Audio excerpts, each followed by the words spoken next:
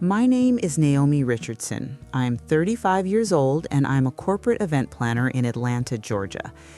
And I need to tell you about the day that was supposed to be the happiest day of my life. The day I married the man I thought I loved, the man I thought loved me back. But instead, it became the day I watched my brand new husband try to murder me at our own wedding reception. At our wedding, I saw my husband pour something into my champagne when no one was looking. I swapped our glasses. When he raised the toast and drank, I smiled and whispered the words that made his face go white with terror. What I discovered that night would expose a plan so evil, so calculated, so cold-blooded, that even now, 2 years later, I still wake up in the middle of the night with my heart racing. Remembering the moment I realized the man standing next to me in a tuxedo, the man who had just promised to love and cherish me until death do us part, had already decided exactly when that death would be, and he'd planned it down to the minute. Before I continue with this story, I need you to do something for me. Please hit that like button and subscribe to this channel. And I really mean this. Comment below where you're watching from, because I need to know I'm not alone in this. I need to know that there are other people out there who understand what it's like to have your entire reality shattered in a single moment. Because what happened next changed everything I thought I knew about love, about trust, about the man I had spent 4 years of my life with. Let me take you back to the beginning, because you need to understand who I was before that day. I met Derek Thompson 4 years before our wedding. I was 31, he was 33, and we met at a charity gala I had planned for a major tech company in Atlanta. He was there representing his insurance firm, looking sharp in his navy suit, and he had this smile that just lit up the room. We talked for hours that night. He told me about his work as an insurance broker, about his dreams of starting his own agency someday, about how he'd grown up in Savannah and moved to Atlanta for better opportunities. He seemed ambitious, driven, kind. He asked about my work, actually listened when I talked about the challenges of event planning, remembered details from our conversations. He seemed perfect. We dated for 2 years before he proposed, and I'm talking about a real courtship, dinner dates where we actually talked, weekend trips to the mountains, meeting each other's families. His parents seemed lovely. His mother hugged me the first time we met and told me she was so happy Derek had found someone who made him smile like that. My parents adored him. My father, who is the most skeptical man I've ever known, actually pulled me aside after the first family dinner and said, "Naomi, I think this one's a keeper." My younger brother, Jerome, who had hated every man I'd ever dated, actually invited Derek to play basketball with his friends. Everyone loved Derek. I loved Derek, or at least I loved who I thought Derek was. He proposed on a beach in Charleston during a weekend getaway, got down on one knee at sunset with a beautiful vintage ring he said had belonged to his grandmother. I said yes without even thinking about it. I was so happy, so stupidly, blindly happy. We set the date for 18 months later because I wanted time to plan the perfect wedding. And as an event planner, I had very specific ideas about what perfect meant. I spent those 18 months designing every detail. The venue, this gorgeous historic mansion with gardens that looked like something out of a fairy tale, the flowers, white roses and peonies, thousands of them, the food, a 5-course meal from Atlanta's best caterer, the dress. Oh God, my dress. I spent 6 months finding the perfect dress. Vera Wang, fitted lace with a cathedral train that took 3 people to manage. I looked like a princess. I felt like a princess. I had no idea I was actually planning my own funeral. The morning of the wedding, I woke up at 5 a.m. in the bridal suite at the venue. My bridesmaids were already there, my best friend Jasmine, my cousin Tiana, my college roommate Lauren. We drank mimosas and did our makeup and hair. The hairstylist spent 2 hours on my updo, weaving in these tiny white flowers that matched my bouquet. The makeup artist made my skin look absolutely flawless. I remember looking at myself in the mirror in my robe, with my hair done and my makeup perfect, and thinking, this is it. This is the moment everything in my life has been leading to. I was glowing. I was radiant. I was so incredibly naive. The ceremony was at 4 p.m. I walked down that aisle on my father's arm, and Derek was standing at the altar, crying, actually crying tears of joy. Or at least that's what I thought they were.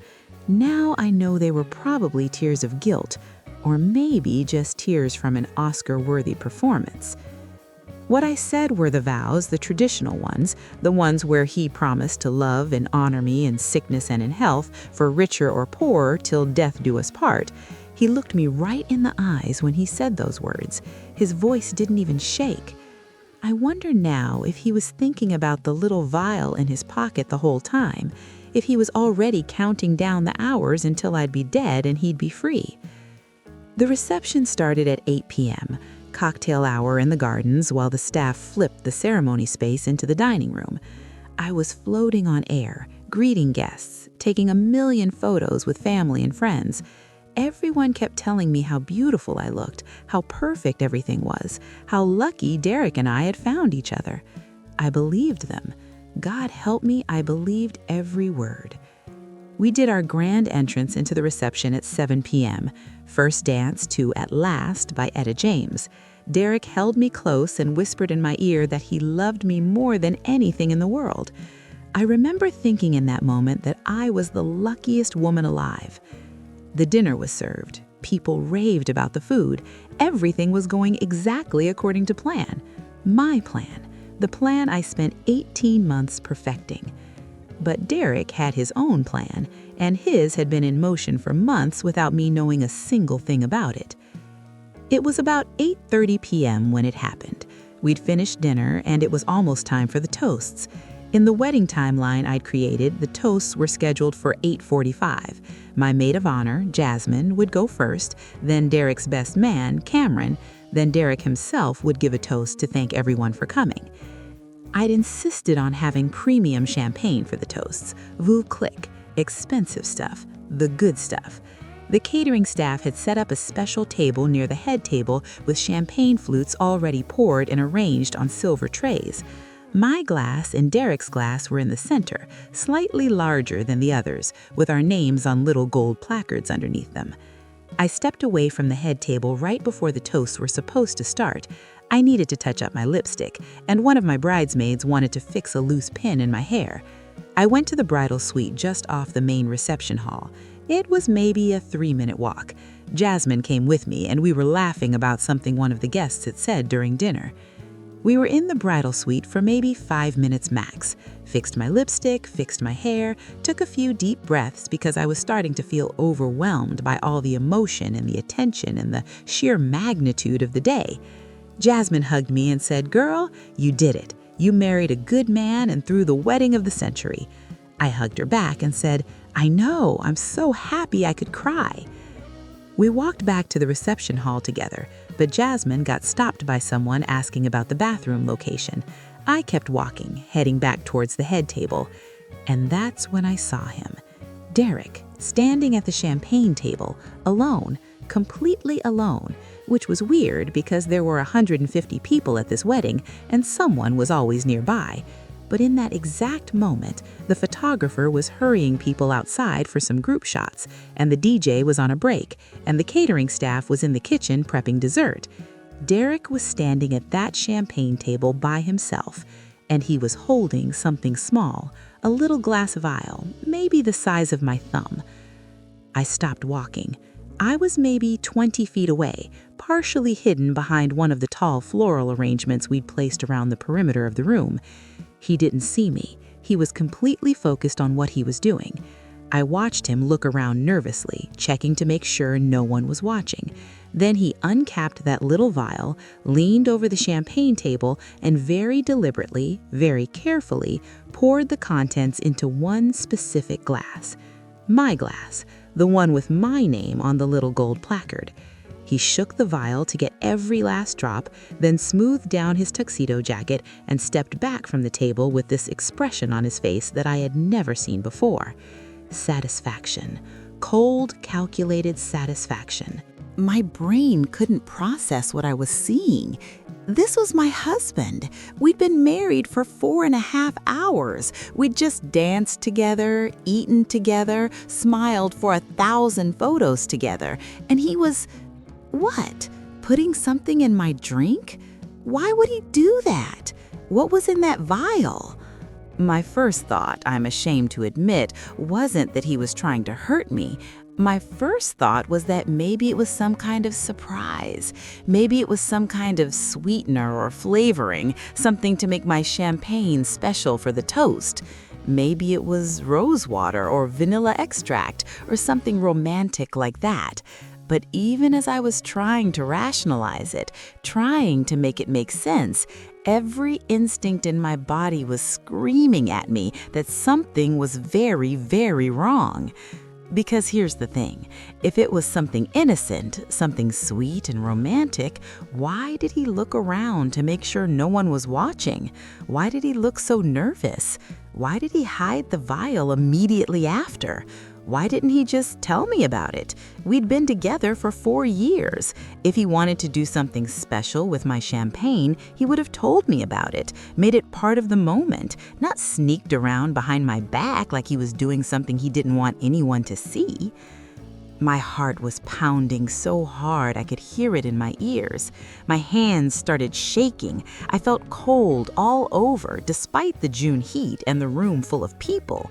Every single self-preservation instinct I had was firing at once, screaming at me to not drink whatever was in that glass. But I still didn't understand why. I still couldn't wrap my mind around the possibility that Derek, my Derek, the man who'd cried when I walked down the aisle, the man who'd just promised to cherish me forever, would actually want to hurt me. It didn't make sense. Nothing made sense. But I knew deep in my bones, in that primal part of your brain that's kept humans alive for thousands of years, that I could not drink from that glass. I made a decision in that split second. I walked toward the table, forcing my face into a smile, forcing my hands to stop shaking. Derek was standing a few feet away now, talking to his best man, Cameron. I walked up behind him and wrapped my arms around his waist, pressing my cheek against his back like I was just being affectionate, like I was just a happy bride showing love to her new husband. "Hey, handsome," I said, keeping my voice light and sweet. "Almost time for toasts." He jumped a little when I touched him, then relaxed. "Hey, baby," he said, turning around to kiss my forehead. "Yeah, just about. You ready?" I smiled up at him, and I swear to God, my face felt like it was going to crack from the effort of keeping that smile in place. "So ready," I said. "Let me just grab our champagne." I turned to the table, picked up both of our glasses, his in my left hand, mine in my right. I handed him what had been my glass, the one with my name placard, the one he'd just poisoned. "Here you go, honey," I said, pressing it into his hand. Then, while his attention was on the glass, I switched the placards with my free hand, moving them so they were back in their correct positions. I kept what had been his glass for myself. He didn't notice. He was too busy looking at the glass in his hand, and I saw something flicker across his face. Confusion, concern, I couldn't tell, but he didn't say anything. He just held the glass and looked at me with this weird expression I couldn't read. People started gathering around for the toasts. My maid of honor, Jasmine, went first, giving a beautiful speech about our friendship and how happy she was to see me marry someone who loved me so much. Derek's best man, Cameron, went next, telling funny stories about their college days and making everyone laugh. The whole time I was standing there holding my champagne glass, the safe one, the one that had originally been Derek's, and watching him hold his, the poisoned one, my poisoned one, the one meant to kill me. My hand was wrapped so tight around the stem of my glass that my knuckles were white. I was smiling, but I couldn't feel my face. I felt like I was floating outside my body, watching this scene play out like a movie. Then it was Derek's turn to give his toast. He stepped forward, raised his glass, and started talking. I want to thank everyone for being here today to celebrate with me and my beautiful wife, he said, and his voice was steady and warm and full of love. Or fake love. Lies. All lies. Naomi, you are the best thing that ever happened to me. You're smart, talented, gorgeous, and somehow you agreed to marry me. Everyone laughed. I wanted to throw up. I promise to love you, support you, and cherish you every single day for the rest of our lives. To my wife. He raised his glass high. Everyone else raised theirs. I raised mine, but my arm felt like it weighed 1,000 pounds. To the happy couple, everyone shouted, and then everyone drank. Derek drank. He took a long, deep drink from his champagne glass, nearly emptying it in one gulp. I took the tiniest sip from mine, barely letting the champagne touch my lips. I was watching Derek's face over the rim of my glass, watching and waiting for what? I didn't know, but something, anything, some kind of confirmation that what I'd seen was real and not just my imagination playing tricks on me. For a few seconds, nothing happened. Derek lowered his glass and smiled at the crowd. People started clapping and cheering. Then I saw it. The smile faltered just for a second. His eyebrows pulled together like he was confused. He blinked a few times fast like he was trying to clear his vision. I stepped closer to him, right up next to him, close enough that no one else could hear. I leaned in like I was going to kiss his cheek, like I was just being an affectionate newlywed. My lips were right next to his ear. "Wrong glass, darling," I whispered. "You just drank what you meant for me." I pulled back and looked at his face. I will never, ever forget the expression I saw there. First, confusion, like he didn't understand what I'd said. Then his eyes widened as comprehension hit. Then fear. Pure, absolute, primal fear. His face went white, not pale, not flushed, but actually white, like all the blood had drained out of his head. His mouth opened like he was trying to say something, but no words came out. He looked down at the champagne glass in his hand like it was a snake that had just bitten him. Then he looked at me, and in his eyes I saw the truth of everything. Guilt, terror, realization. He knew that I knew, and he knew what was about to happen to him. "Naomi?" he managed to say, and his voice was wrong, thick and slurred. "What did you—" But he couldn't finish the sentence. His words were getting tangled in his mouth. He swayed on his feet. I grabbed his arm like I was steadying him, playing the concerned wife. "Derek, honey, are you okay?" I said loudly enough for people nearby to hear. "You look pale." He tried to answer, but he couldn't form the words anymore. His eyes were unfocused. Sweat was beading on his forehead, on his upper lip. His hand came up to his chest, and he made this sound, this horrible gasping sound, like he couldn't breathe properly. "Derek!" I said again, louder this time. People were starting to notice now, starting to turn and look. His mother rushed over. "Derek, what's wrong?" she asked, her voice sharp with concern. He tried to answer her, but all that came out was this garbled mess of sounds. Then his knees buckled. I wasn't strong enough to hold him up, and he went down hard, right there on the reception hall floor in front of 150 wedding guests. Someone screamed. Maybe it was his mother. Maybe it was one of my bridesmaids. Everything was happening so fast and in slow motion at the same time. People were rushing over, crowding around. Someone was shouting to call 911.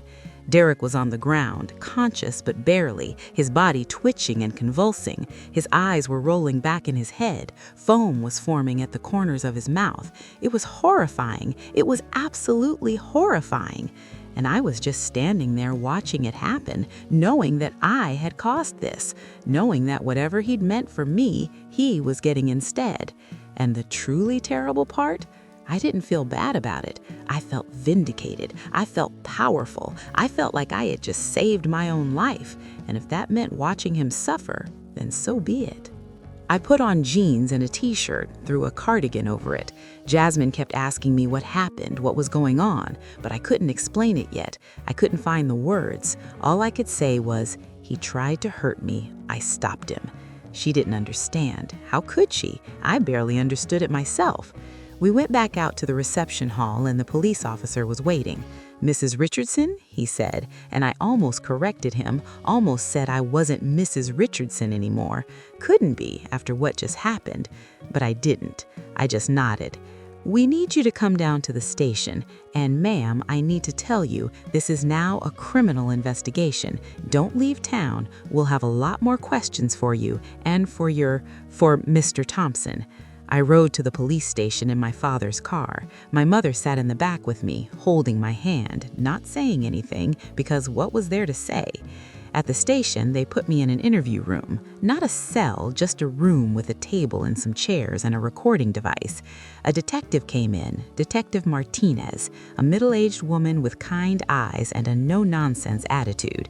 She asked me to tell her everything from the beginning. So I did. I told her about seeing Derek with the vial, about switching the glasses, about watching him drink it and collapse. I told her about finding the vial in his pocket. She listened to all of it, taking notes, recording everything. "Mrs. Richardson," she said when I finished, "I need to ask you something directly. Did you have any reason to believe your husband wanted to harm you before today?" I thought about it, really thought about it. Had there been signs, red flags I'd missed? "No," I said finally. "I thought everything was perfect. I thought he loved me. I thought we were starting our life together." My voice cracked on that last part. Detective Martinez pushed a box of tissues across the table to me. "We're going to need to keep that vial as evidence, and we'll need the champagne glass you were holding." The paramedics took Mr. Thompson to Emory University Hospital. They're pumping his stomach and running toxicology tests. We'll know more soon about what was in that vial.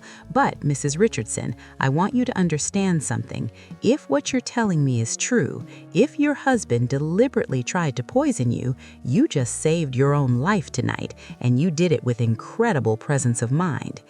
They let me leave the station around midnight. My parents took me back to their house in Buckhead. I couldn't go back to the apartment I shared with Derek. I couldn't even think about that place. My mother put me in my old childhood bedroom, and I just sat on the bed, still in my jeans and t-shirt, staring at the wall. I didn't cry. I couldn't cry. I was just numb, empty. My wedding day, the day that was supposed to be the beginning of forever, had turned into a nightmare I couldn't wake up from. Somewhere across town, Derek was in a hospital bed, having his stomach pumped, being treated for the same poison he'd meant for me. And I felt nothing. No sympathy, no regret, nothing. Just this cold, hard certainty that I had done what I needed to do to survive. I pulled my phone out of the little hidden pocket in my wedding dress. My hands were surprisingly steady as I dialed 911. 911, what's your emergency? My husband has been drugged, I said, clear and loud. Not drunk, not sick, drugged. I said it specifically and deliberately because I wanted it on record.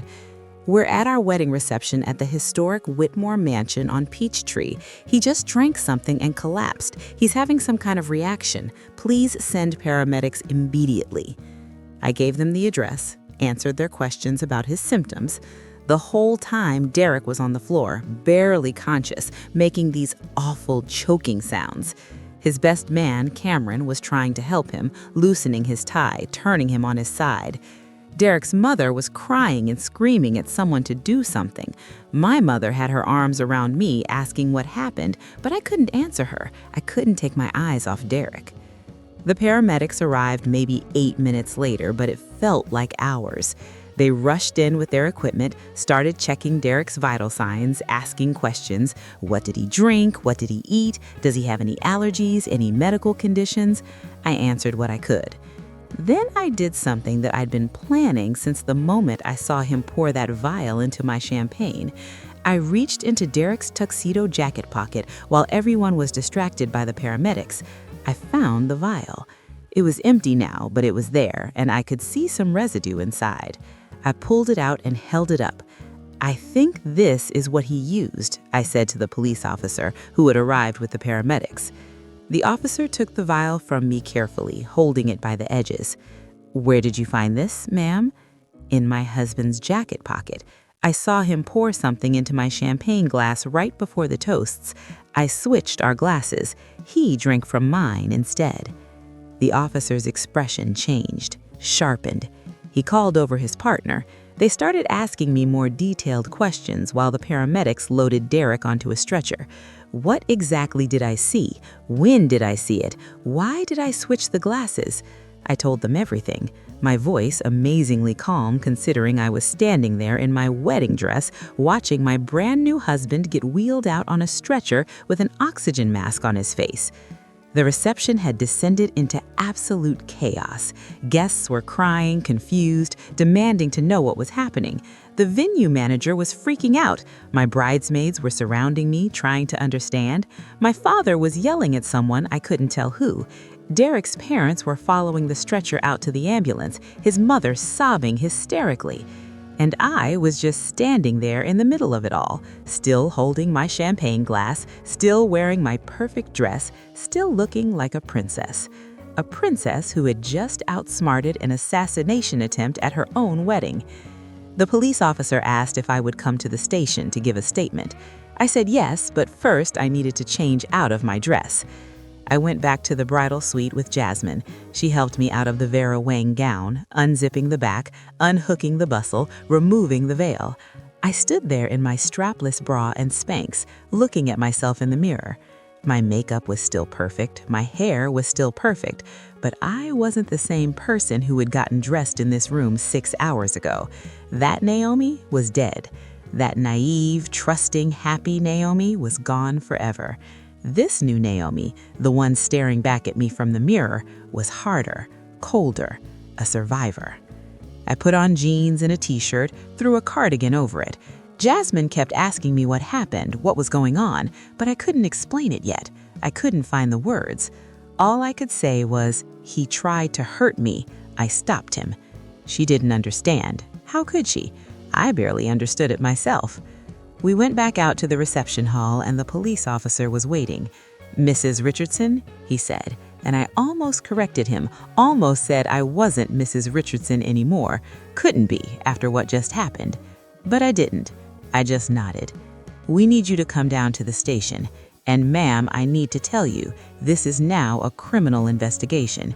Don't leave town. We'll have a lot more questions for you and for Mr. Thompson." I rode to the police station in my father's car. My mother sat in the back with me, holding my hand, not saying anything because what was there to say? At the station, they put me in an interview room. Not a cell, just a room with a table and some chairs and a recording device. A detective came in, Detective Martinez, a middle-aged woman with kind eyes and a no-nonsense attitude. She asked me to tell her everything from the beginning, so I did. I told her about seeing Garrick with the vial, about switching the glasses, about watching him drink it and collapse. I told her about finding the vial in his pocket. She listened to all of it, taking notes, recording everything. "Mrs. Richardson, I need to ask you something directly. Did you have any reason to believe your husband wanted to harm you before today?" I thought about it, really thought about it. Had there been signs, red flags I'd missed? "No," I said finally.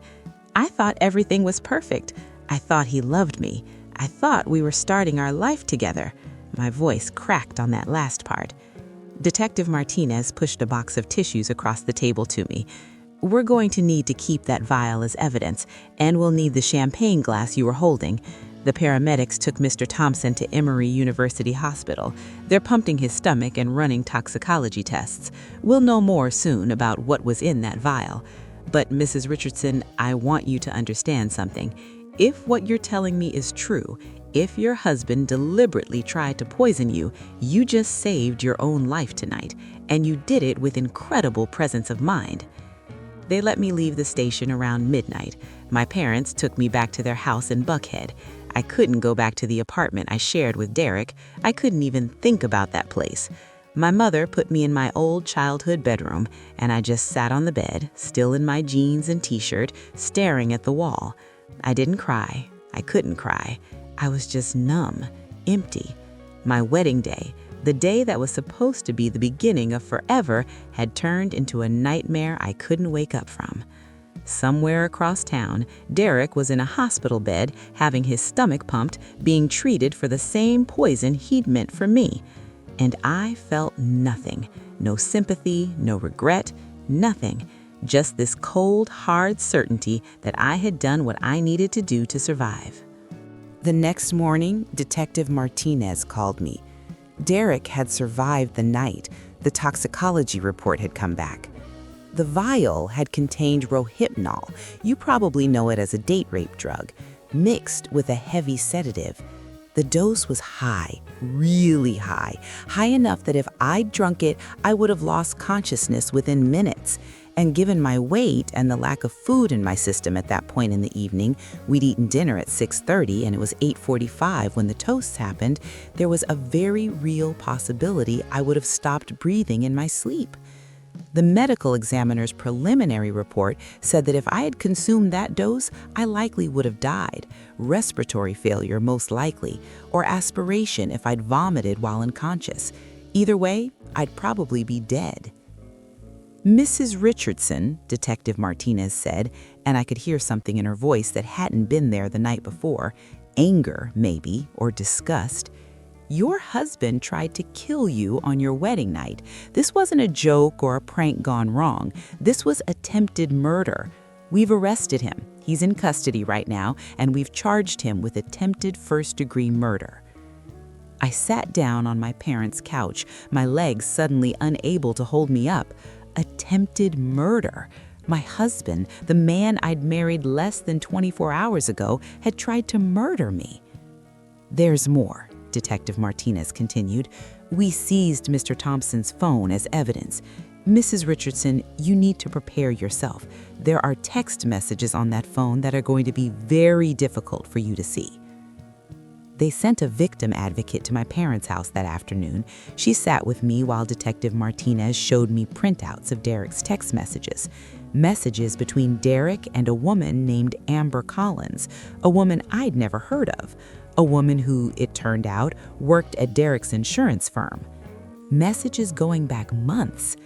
Baby, I can't wait until she's gone and we can be together. That was from Derek to Amber, sent 6 weeks before the wedding. Are you sure this will work? What if someone figures it out? That was from Amber to Derek. No one will figure it out. She'll just go to sleep and never wake up. They'll think it was a heart condition or something, natural causes, and then I'll have the insurance money and we can start our life together. That was Derek, my Derek, planning my death with his mistress like they were planning a vacation. There were dozens of messages like that, hundreds maybe. They'd been seeing each other for over a year while Derek was coming home to me every night, kissing me, making love to me, planning our wedding with me. He was texting Amber, telling her he loved her, making plans for their future together, a future that required me to be dead. The messages laid it all out. Derek had taken out a life insurance policy on me 6 months before the wedding, $750,000, with him as the sole beneficiary. I hadn't known about it. He'd forged my signature on the application. Apparently, the insurance company was already investigating. And the reason he needed that money so desperately, gambling debts. Derek had been gambling online, betting on sports, losing massive amounts of money. He owed over $200,000 to various bookies and loan sharks. He was drowning in debt, and his solution was to murder me and collect the insurance money. Amber was arrested that same day. Turns out she'd been at the wedding. She'd come as the +1 of Derek's friend, Marcus, not her real connection, just a cover story so she could be there, so she could watch. The police found messages from the night of the wedding. Is it done? Amber had texted Derek at 8:47 p.m., right around the time of the toasts. Did she drink it? Derek never answered that message. By then, he was on the ground convulsing, experiencing firsthand what he'd meant for me. Amber had left the wedding immediately after the ambulance arrived, ran basically, but the police tracked her down to her apartment in Midtown. She tried to deny everything at first, but the text messages didn't lie. She was charged as an accessory to attempted murder, conspiracy to commit murder. The news media got hold of the story within 48 hours. "Bride saves her own life at wedding reception" was the headline on every local news site. My phone wouldn't stop ringing with reporters asking for interviews. I didn't talk to any of them. I couldn't. I was barely functioning. I'd go through periods where I felt absolutely nothing, just numb and empty. And then, suddenly, I'd be hit with waves of rage so intense I thought I might actually explode. How dare he? How dare he? I had loved him, trusted him completely, given him 4 years of my life, planned a future with him, and the entire time he was planning to kill me, using me, lying to me, sleeping next to me at night knowing he was going to murder me. What kind of monster does that? My family was devastated. My mother couldn't stop crying. My father was talking about ways to get to Derek in jail, and I actually had to make him promise not to do anything that would get him arrested. My brother, Jerome, kept saying he'd always thought there was something off about Derek, which wasn't true. Jerome had loved Derek, but I understood the need to rewrite history, to find the warning signs we'd all missed, because there had to have been signs, right? You don't spend 4 years with someone who's capable of murder without seeing something.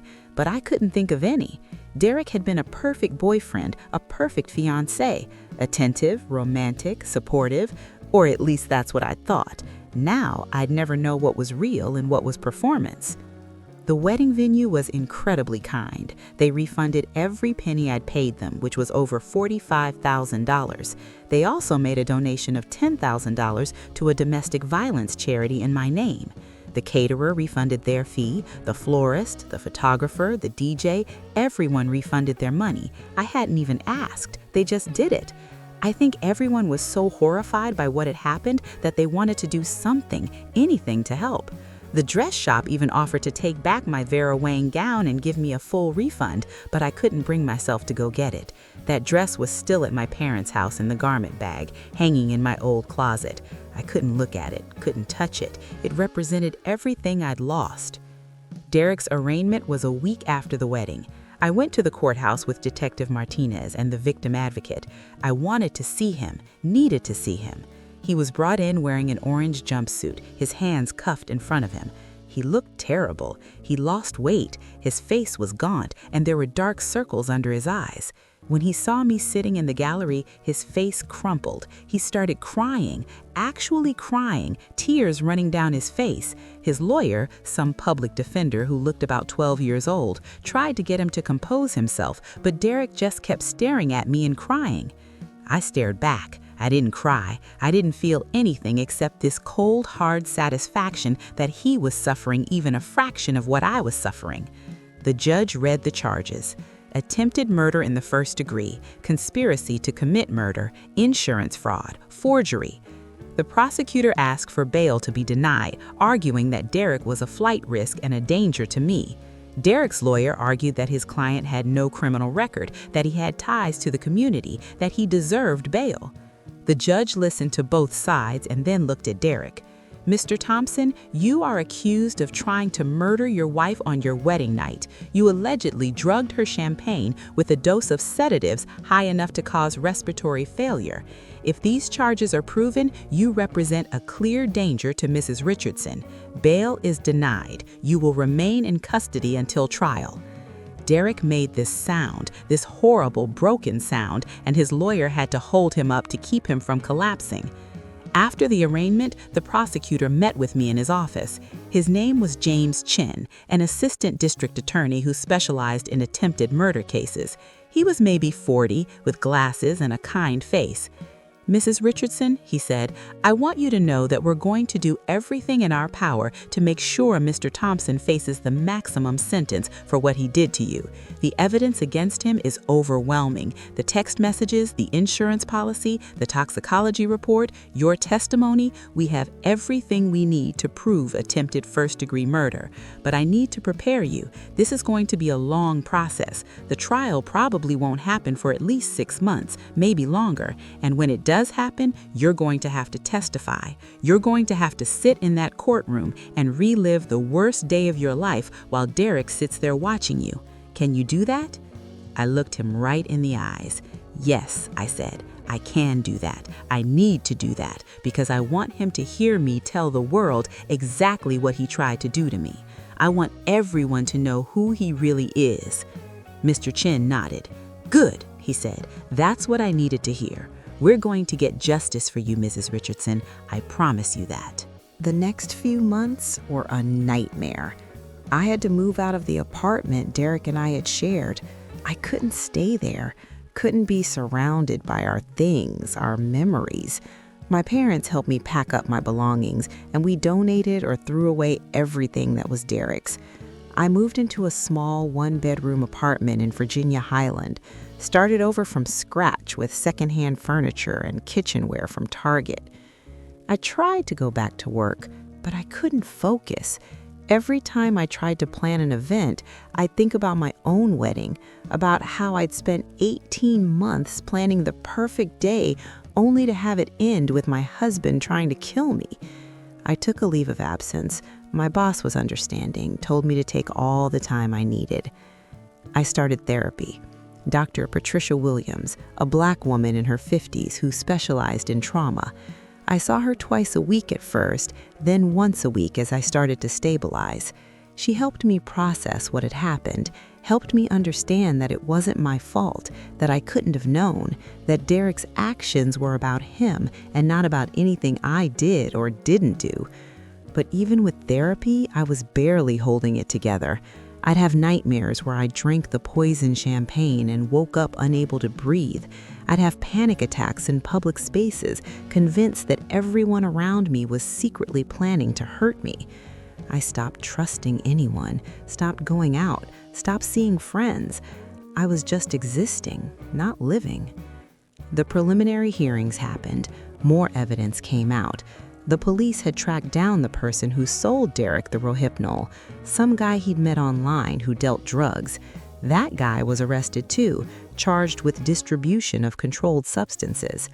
The insurance company confirmed that Derek had forged my signature on the life insurance application, and they were pursuing their own charges against him. Derek's bank records showed that he'd been gambling away thousands of dollars every month for over 2 years, racking up massive debts. His parents were devastated. His mother actually reached out to me to apologize, crying and saying she had no idea that she'd raised him better than this. I appreciated the gesture, but I couldn't talk to her. She was his mother. She loved him. I couldn't be around that. Then there was Amber. She tried to make a deal with the prosecutors, offering to testify against Derek in exchange for a reduced sentence.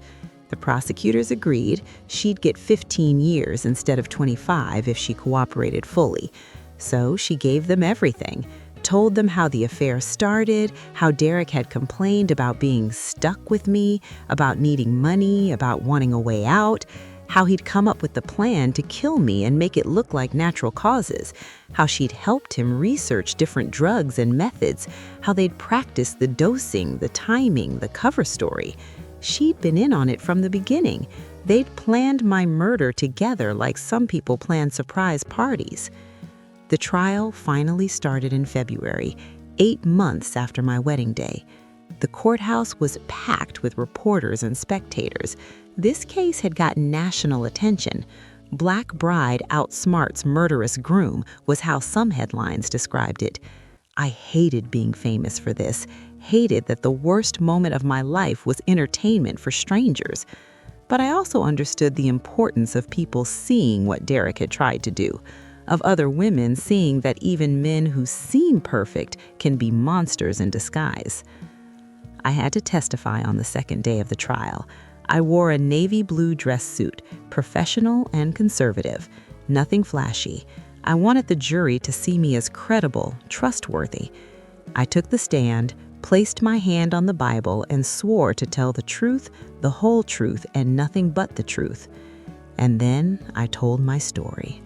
The prosecutor, Mr. Chin, walked me through everything: how Derek and I met, our relationship, the engagement, the wedding, the day itself, and then that moment, seeing Derek pour something into my champagne, the decision to switch the glasses, watching him drink it, whispering in his ear, his collapse, all of it. Mrs. Richardson, Mr. Chin asked me, when you saw your husband pour that substance into your champagne, what went through your mind? I looked right at the jury as I answered. I thought, something is very wrong here. I need to protect myself. And why did you switch the glasses instead of just not drinking from yours? Because I needed to know what was in that glass. I needed proof. If I just didn't drink it, I'd never know for sure what he'd done or why. But if he drank it, if he had the reaction instead of me, then I'd know. Then everyone would know. Were you trying to hurt your husband when you switched the glasses? No, I was trying to save myself. Derek's lawyer tried to shake my testimony on cross-examination, tried to suggest that maybe I'd misunderstood what I saw, that maybe Derek had been putting something innocent in the glass, that maybe I'd switched the glasses because I was paranoid or jealous or having second thoughts about the marriage. But I didn't budge. I answered every question calmly and clearly. I know what I saw, I said. Your client tried to murder me. And because I switched those glasses, I'm alive, and he's sitting at that table. I pointed right at Derek when I said it. He was crying again, shaking his head like he couldn't believe what was happening, like he was the victim here. The toxicology expert testified about what was in that vial. The police detective testified about the text messages. Amber testified about the plan, about helping Derek research methods, about knowing he was going to do it at the wedding. Derek's gambling debts were laid out in detail, over $200,000 owed to various creditors, with some of them threatening violence if he didn't pay. The insurance agent testified about the forged policy, the $750,000 payout that would have gone to Derek if I died. Every piece of evidence pointed to one conclusion. Derek Thompson had planned and attempted to murder me for money so he could be with his mistress. Derek's defense was pathetic. His lawyer tried to argue that Derek had been under extreme stress, that he wasn't thinking clearly, that he'd made a terrible mistake but didn't actually intend to kill me. The jury didn't buy it. How do you accidentally put a lethal dose of sedatives in someone's champagne? How do you accidentally forge insurance documents? How do you accidentally text your mistress about planning your wife's death? The prosecution absolutely destroyed that defense. Mr. Chen's closing argument was powerful. He held up a photo of me in my wedding dress, smiling and radiant. This is Naomi Richardson on what should have been the happiest day of her life, he said. She trusted Derek Thompson completely. She loved him. She married him. And that night, he tried to take everything from her, her life, her future, her dreams, for money, for greed, for a woman he'd been cheating with. But Naomi Richardson is not a victim. She's a survivor. She saw the danger, she acted, and she saved her own life. And now it's time for justice. The jury deliberated for 4 hours. 4 hours, while I sat in the hallway outside the courtroom with my family, my stomach in knots, wondering if they'd actually convict him or if somehow his lawyer's arguments had planted enough doubt. But when they came back, the verdict was unanimous. Guilty on all charges: attempted murder in the first degree, conspiracy to commit murder, insurance fraud, forgery. Derek collapsed when he heard the verdict, actually fell out of his chair sobbing and wailing. The bailiffs had to help him up and get him out of the courtroom. His parents were crying. His mother was screaming that her baby wasn't a monster, that this wasn't fair. But it was fair. It was justice. The sentencing hearing was a month later. I gave a victim impact statement. I'd written it out and practiced it, but standing there in front of the judge and Derek and everyone else, the words came from somewhere deeper than the page. "Your Honor," I said, my voice steady in the silent courtroom, "Derek Thompson stole something from me that I can never get back. He stole my ability to trust, to love without fear, to believe that people are who they say they are. I spent 4 years with a man I thought I knew, And it turns out I didn't know him at all. He was willing to murder me, to watch me die, to make my family mourn me, to let everyone think I died of natural causes, all so he could have money and be with another woman. That kind of evil is beyond my comprehension. I paused, looking not at the judge but at Derek. He wouldn't meet my eyes. He stared at his own hands, cuffed in his lap. But here's what he didn't count on, I continued, my voice gaining strength. I'm stronger than he ever knew. I trusted my instincts. I saved myself. And now I'm going to rebuild my life without him, without fear, without looking over my shoulder, wondering if the next person I love is going to hurt me. Derek Thompson tried to end my life, but instead he ended his own. And that's exactly what he deserves. The judge sentenced Derek to 25 years without the possibility of parole. He'd be in prison until he was nearly 60. Amber got 15 years, which meant she'd be out in her early 50s if she behaved. I felt like I could finally breathe when I heard those sentences. 25 years. He'd stolen my ability to trust, my peace of mind, my wedding day, my marriage, my belief in love. And now I was stealing 25 years of his freedom. It felt right. It felt like balance. That was 2 years ago. 2 years since my wedding day. 2 years since I switched those champagne glasses and saved my own life. I'm 37 now, and I'm okay. Better than okay, actually. I'm thriving. I started my own event planning company about 6 months after the trial ended. I couldn't go back to my old job. Too many memories, too many people who knew what happened. So I started fresh. Richardson Events, specializing in intimate, meaningful celebrations. I don't do big weddings anymore, can't, but I do smaller events, milestone birthdays, anniversary parties, corporate retreats, things that feel joyful and authentic without the weight of what happened to me. I'm still in therapy with Dr. Williams, probably will be for a long time. PTSD doesn't just disappear, and I have bad days.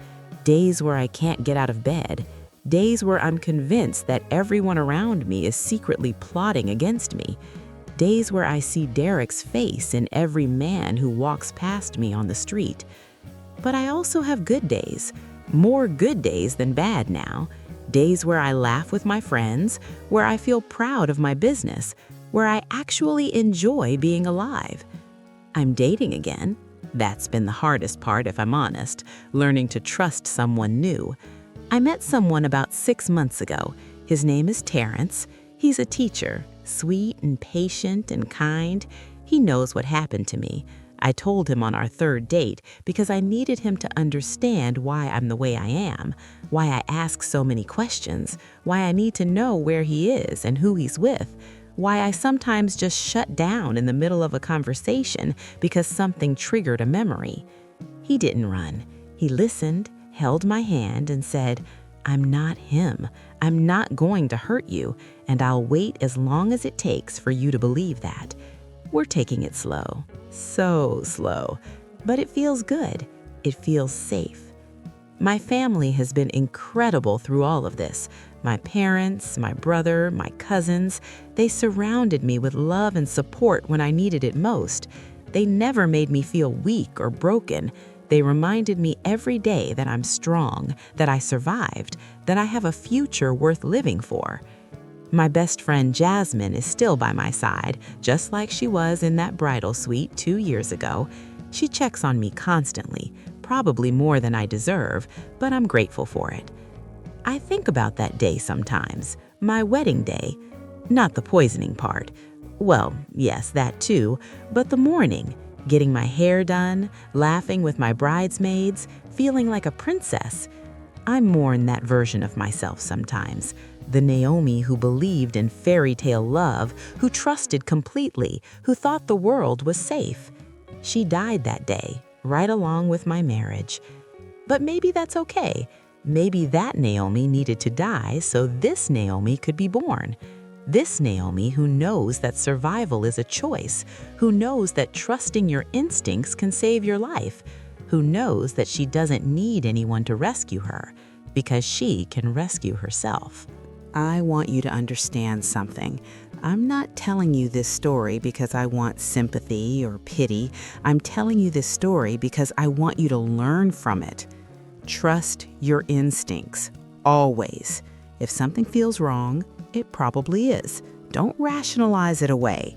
Don't make excuses for people who give you bad feelings. Don't ignore the little voice in your head that's trying to protect you. That little voice saved my life. I saw Derek pour something into my champagne, and every logical part of my brain tried to explain it away. He wouldn't hurt me. He loves me. I'm just being paranoid. But that primal, instinctual part of me knew better, and I listened to it. I listened, and I'm alive because of it. Watch for the warning signs: last-minute insurance policies, secretive behavior, financial desperation, someone who isolates you from your friends and family, someone who makes you doubt your own perceptions, someone who lies about little things because they're practicing for the big lies. I missed all of those signs with Derek. Or maybe they weren't there until the end. I don't know. But I know that if I'd seen them, if I'd been paying attention, maybe I would have left before it got to that point.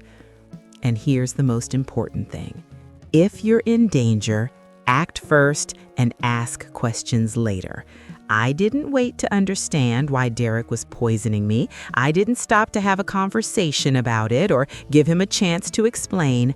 I just protected myself. I switched those glasses and I saved my own life. You don't owe anyone your safety. You don't owe anyone your life. If someone is trying to hurt you, you have every right to stop them by whatever means necessary.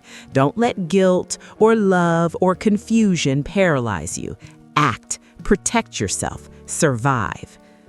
I survived Derek Thompson.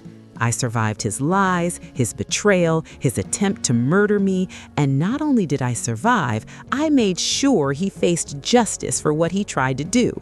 He's in prison now, where he belongs, and I'm out here living my life, building my business, dating again, learning to trust again, healing. That's the real revenge, isn't it? Not just that he's locked up, but that I'm free. Free from him, free from fear, free to become whoever I want to be. He tried to end my story that night at our wedding reception, but all he did was start a new chapter, a chapter where I'm the hero, not the victim. So, if this story resonated with you, I hope you'll share it. Maybe it will save someone's life the way my instincts saved mine. Hit that like button and subscribe to this channel for more stories of survival and justice. And comment below. I want to hear from you. Have you ever trusted your instincts in a dangerous moment? Have you ever been in a situation where something just felt wrong and you acted on it? Tell me your stories. Let's build a community of survivors and warriors who refuse to be victims. And remember this. You are stronger than you know. You are braver than you think. You are more powerful than anyone who tries to hurt you.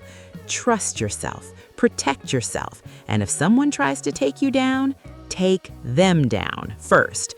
Legally, of course, always legally, but take them down. Show them that you are not someone to be trifled with. Show them that you will not go quietly into the night. Show them that you will fight and you will win and you will survive. My name is Naomi Richardson. I'm 37 years old. I'm a business owner, a daughter, a sister, a friend, a survivor. And I'm here to tell you that no matter what you've been through, no matter who's tried to hurt you, you can make it through to the other side. You can rebuild. You can heal. You can thrive. I'm living proof of that. Derek Thompson tried to kill me on my wedding night, but I'm still here. I'm still standing. I'm still fighting, and I'm not going anywhere. Stay safe out there, everyone.